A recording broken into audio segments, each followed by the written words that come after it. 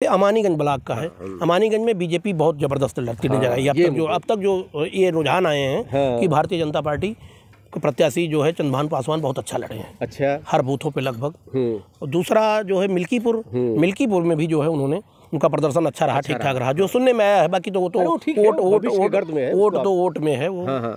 और हरनटिनगंज में भी जो है लड़ी है सपा, लेकिन वो भाजपा लड़ी है, लेकिन वहाँ जो स्थिति अब तक का इतिहास रहा है भाई हरनटिनगंज का, वहाँ समाजवादी पार्टी या मिल्की सेन परिवार का कुछ जो है वो प्रभाव रहता है। तो यादव जो है वो हमको तो नहीं लगता कि एक मुश्त समाजवादी पार्टी को वोट की होंगे। ब्राह्मण तो भाई इंद्र प्रताप तिवारी विधायक जी को नेता मानते हैं, तो वो फर्क पड़ा है। अगर तो क्षत्रिय ब्राह्मण तो जो खाई जो थी वो भी शायद पड़ती नजर आई है इस चुनाव रैली जो है वो।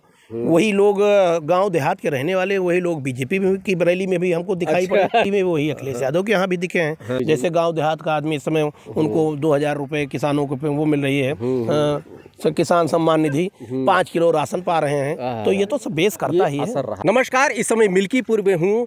सबकी भाजपा और सपा की प्रतिष्ठा का प्रश्न बना मिल्कीपुर चुनाव आज समाप्त हो गया। शाम का वक्त है, मैं इस समय मिल्कीपुर में हूँ और जानने की कोशिश करूंगा कि आखिर परिणाम अब क्या होने जा रहा है। हालांकि अभी 8 तारीख को काउंटिंग होनी है, लेकिन कुछ यहाँ के विश्लेषक जो मिल्कीपुर के हैं, जो मिल्कीपुर की नब्ज को बहुत अच्छी तरह जानते हैं और मिल्कीपुर के आज तक का इतिहास जो रहा है उसको भी बहुत अच्छी तरह जानते हैं। हमारे साथ हैं वरिष्ठ पत्रकार नरसिंह जी। हालांकि आप अवॉइड कर रहे थे बोलने से, कह रहे थे भैया हमसे न बोलवाइए, लेकिन फिर भी मैंने कहा कि भैया ऐसा है, आप अच्छे कलाकार हो, आप बचना भी अच्छी तरह जानते हैं। मैं जो सवाल करूंगा उसका आप जवाब दे दीजिएगा। जो सर, अयोध्या दर्पण में स्वागत है। जी भाई साहब, धन्यवाद। जी, चुनाव हो गया, बिल्कुल, और एक प्रतिष्ठा का चुनाव रहा। शायद आपकी लाइफ में पहली बार ये दृश्य आपने देखा होगा। चुनाव तो बहुत हुए मिल्कीपुर में, जी, लेकिन कुछ मामले में एक तो सत्ता का चुनाव था, जी, दोनों ही पार्टियों के लिए प्रतिष्ठा का प्रश्न था, जी। एक तरफ पीडीए लड़ रहा है, दूसरी तरफ बटोगे तो कटोगे लड़ रहा है बीजेपी, और कहीं न कहीं राम मंदिर से भी जोड़ दिया गया। जी। बहुत ज़्यादा प्रश्न, चूंकि पत्रकार से बहुत प्रश्न नहीं किया जा सकता जी। इस पर आप जो है 8-9 मिनट में, आपको 8 मिनट दे रहा हूँ, इसका सबका आप हमको जवाब दे दीजिए। जैसे आज ये लोकतंत्र का उत्सव था जी, ये शांतिपूर्ण माहौल में संपन्न हो गया। शांतिपूर्ण माहौल में संपन्न हो गया। इसके लिए हम मिल्कीपुर क्षेत्र वासियों को, अपने क्षेत्र के सम्मानित भाइयों को, मतदाताओं को बहुत बहुत धन्यवाद देते हैं कि कहीं से कोई अप्रिय घटना सुनने को नहीं मिली जो पहले हुआ करती थी, उस तरीके का नहीं हुआ, नंगा नाच नहीं हुआ, जो है बहुत अच्छा रहा।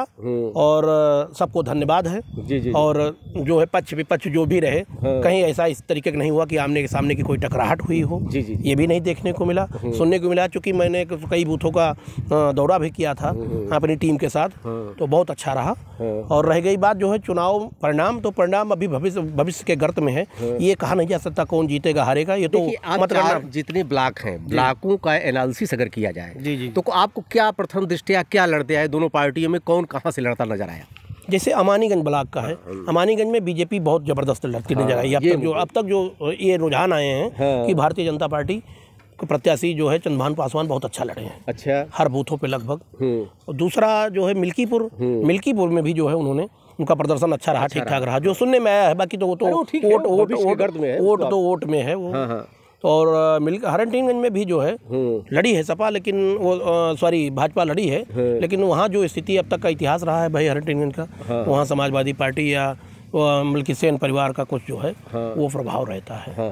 तो ओवरऑल, लेकिन एक और है, 4 है ना यहाँ पे, 4 ब्लॉक, 3 ब्लॉक है। 3 ब्लॉक है। जी। तो तीनों ब्लॉकों में की ये स्थिति रही। दूसरी चीज, जाति यहाँ पर प्रभावी रही है शुरू से। जी, कह सकते हैं मिल्कीपुर जातिवाद का आज से नहीं, आगे से जातिवाद का कोई सवाल ही नहीं पड़ता, चूंकि जातिवाद, दोनों जातियां एक ही जात के लड़ गए चुनाव। अब की बार थोड़ा भिन्न था आपकी का चुनाव। दीर्घा में दोनों जाति, दोनों, वो भी पासवान, तो पासी के आमने से सामने की टक्कर हुई।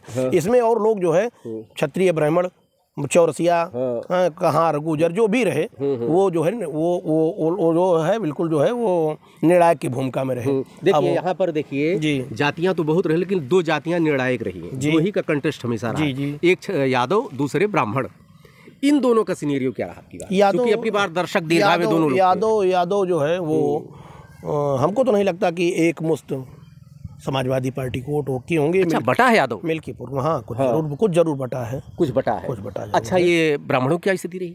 ब्राह्मण तो भाई पूरी तरीके से ब्राह्मण जो है वो अपने जो है अपनी समुदाय का और इंद्र प्रताप तिवारी विधायक जी को नेता मानते हैं, तो वो फर्क पड़ा है। बीच में नाराज था ब्राह्मण साहब? नहीं, बीच में नाराज नहीं था, नाराजगी सबकी दूर हो गई थी। ब्राह्मण तो वैसे भी बीजेपी के माने जाते हैं, क्षत्रिय भी माने जाते हैं, परंपरागत क्षत्रिय ब्राह्मण तो इसमें जो है बड़ी बढ़िया मतलब एकता रही। तो हमको लगता है क्षत्रिय ब्राह्मण में जो एक बीच में रिवेंज नजर आती, हाँ, वो भी जो खाई जो थी वो भी शायद पड़ती नजर आई है इस चुनाव में। क्षत्रिय ब्राह्मण की हमने जो परिदृश्य अब तक रहा। जी। अच्छा, तो एससी जी, हाँ जी, एससी के बारे में क्या कहेंगे? एससी जो है कुछ में कुछ तो फर्क पड़ा है, आपका थोड़ा बहुत इधर उधर हुआ है, और लेकिन फिलहाल हम इतना कहेंगे एससी का परसेंटेज आप क्या मानते हैं?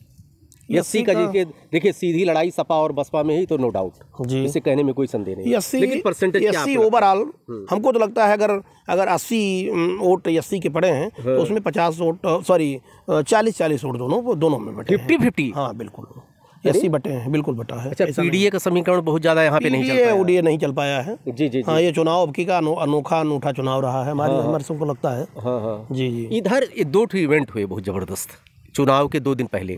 एक तो बहुत जबरदस्त रैली हुई थी इनकी, रोड शो हुआ था डिम्पल यादव जी का। अखिलेश यादव की भी रैली में ऐतिहासिक भीड़ थी। अपेक्षाकृत भाजपा की रैली में उतनी भीड़ नहीं थी, भाजपा में रहती भी नहीं है, पहले से भी इतिहास रहा है। तो इन दोनों रैलियों का कंपैरिजन किया जाता है तो क्या उसका कुछ लाभ मिलता? रैली को आधार नहीं माना जा सकता। अच्छा। रैली जो है वो वही लोग गांव देहात के रहने वाले, वही लोग बीजेपी की रैली में भी हमको दिखाई पड़े, क्योंकि हम अखबार के व्यक्ति हैं। हमने देखा है कि वही लोग बीजेपी की भी रैली में हैं, योगी जी की रैली में, वही अखिलेश यादव के यहाँ भी दिखे हैं। तो हम वो रैली को जो है वो ग्राउंड मतलब वो बेस नहीं माना जा सकता। रैली के आधार पर ही जो है वोट, जिसकी रैली तो इस तरीके अगर वो होता था तो रैली 1 लाख की भीड़ थी, उनकी 1 लाख इनको मिल जाना चाहिए। 1 लाख पे एक आदमी गया अगर तो परिवार में 5 लोग तो 5 लाख मिल जाना चाहिए वोट। ये कोई माने नहीं रखता रैली। अच्छा जी। देखिए, एक भी लगाया गया आरोप कि वोटर लिस्ट से नाम काटा गया। वोटर लिस्ट अभी तक तो सुनने में नहीं ऐसा सुनने में नहीं आया कि कई तो प्रिंटिंग मिस्टेक हो सकती है या कुछ भी हो सकता है। जैसे कभी कभी ये भी होता है कि मृतकों का नाम काटा जाता है तो कहीं आगे पीछे भी हो जाता है, तो ये ऐसा नहीं है। हाँ, अब तमाम जगह मृतकों के भी नाम सूची में देखने को मिले हैं। 2 दिन पहले एक घटना होती है दर्शन नगर में। जी। सहनवा, उसका नाम थोड़ा सहनवा। उसके बाद प्रेस कॉन्फ्रेंस करके अवधेश जी इतना रोए कि शायद पूरी जिंदगी में 9 बार विधायक रहे, सांसद रहे। अखिलेश जी की सभा में भी रोए थे, सभा में भी रोए थे।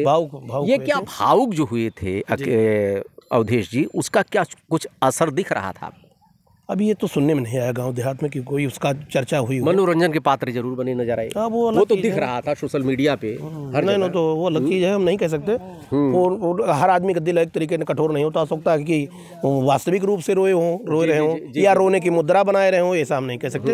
वो तो उनके ऊपर है। अच्छा, ये बताइए, देखिए हालांकि कहना हमको भी नहीं चाहिए, आपको भी नहीं कहना चाहिए, क्योंकि आपको लगता है कि ये सत्ता के अभी 8 तारीख को काउंटिंग होनी है। आपको क्या लगता है संभलते हुए? आप भी बता सकते हैं। लगता क्या है? कुछ नहीं, कांटे की लड़ाई नजर आ रही है। लड़ाई तो ही है, लड़ाई तो ही है। लड़ाई तो नहीं कहा जा सकता कि जो दो पहलवान लड़ रहे हैं तो लड़ाई हो गई। और लड़ाई के बाद एक तरफा चुनाव तो नहीं कर सकते। नहीं, एक तरफा तो नहीं कर सकते। ओवरऑल सत्ता पक्ष का तो प्रभाव है। यही चीज मैं आपसे जानना चाह रहा था, क्या सत्ता की हनक दिखाई पड़ी कि नहीं? सत्ता की हनक से बहुत ज्यादा मतलब नहीं है। लोगों को जो है जो भी सुविधाएं मिली है तो वो तो असर रहता है।